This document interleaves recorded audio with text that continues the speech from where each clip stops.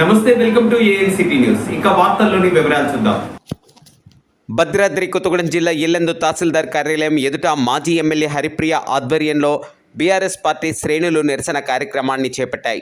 రైతులందరికీ ఎటువంటి షరతులు లేకుండా 2 లక్షల రూపాయల రుణమాఫీ చేయాలని మాజీ ఎమ్మెల్యే హరిప్రియ డిమాండ్ చేశారు. ఈ సందర్భంగా ఆమె మాట్లాడుతూ, మంత్రులు పూటకో మాట నెలకో మాట చెబుతూ వస్తున్నారని, డిసెంబర్ 9వ తేదీనే రుణమాఫీ చేస్తామని చెప్పి 8 నెలలు తాత్సర్యం చేశారని పేర్కొన్నారు.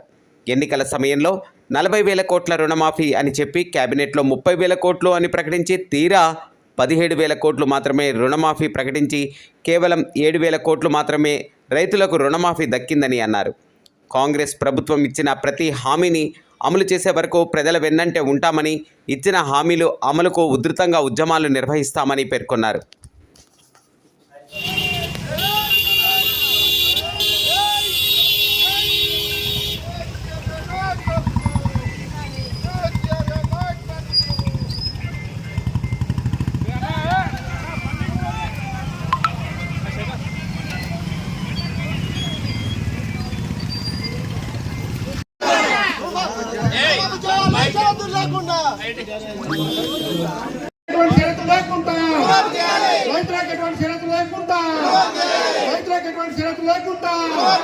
జై తెలంగాణ, జై తెలంగాణ.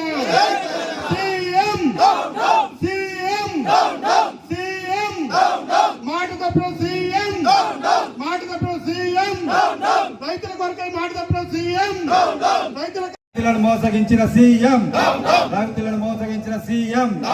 జై తెలంగాణ, జై తెలంగాణ. కేసీఆర్ గారి నాయకత్వం. రైతు బంధుకు సంబంధించినటువంటి అంశము ఎంతోమంది రైతులు బీఆర్ఎస్ పార్టీ దగ్గరికి వచ్చేసి చెప్పడం జరిగింది, రుణమాఫీ పూర్తి స్థాయిలో కాలేదు అనేసి. ఏదైతే బడ్జెట్లో పొందుపరిచారో ఆ 17,000 కోట్ల రూపాయలు కూడా రుణమాఫీ ఇప్పటి వరకు రైతులకు అందనటువంటి పరిస్థితి. తమరి ద్వారా గౌరవ ముఖ్యమంత్రి కేసీఆర్ గారికి విన్నవించాలి. మరి రైతులకు రుణమాఫీ పూర్తి స్థాయిలో ఇవ్వాలి. అలాగే ఈ 8 నెలల కాలం వడ్డీని సైతము మరి రైతుల దగ్గర నుంచి పడ్డటువంటి ఆరకొర రుణమాఫీ నుంచి 8,000 వడ్డీ కానీ, 10,000 వడ్డీ కానీ, 20,000 వడ్డీ కానీ ఏదైతే అవుతుందో ఆ 20,000 వడ్డీ మొత్తం కడితేనే మరి ఈ 8 నెలల వడ్డీ కడితేనే రుణమాఫీ. రైతు రుణమాఫీని చేశాం, రైతు బంధునిచ్చాము. నేడు రుణమాఫీ లేకపోయే, రైతు బంధు లేకుండా ఈరోజు రైతాంగం అందరూ కూడా ఇబ్బంది పడేటటువంటి పరిస్థితి. డిసెంబర్ 9న రైతు రుణమాఫీ చేస్తానన్నారు.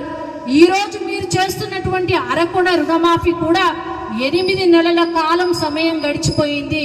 ఇది రైతుల తప్ప.